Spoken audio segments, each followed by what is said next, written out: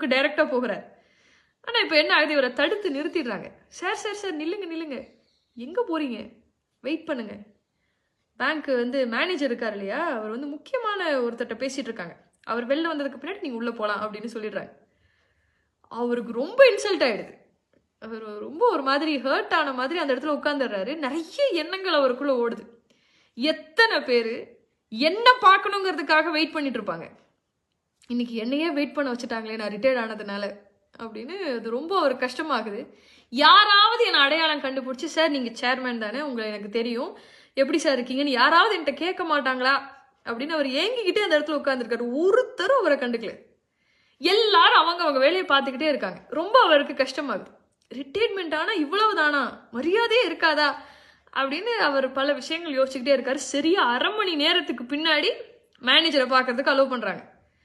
உள்ள போய் எல்லா விஷயத்தையும் சொல்றாரு. இந்த மாதிரி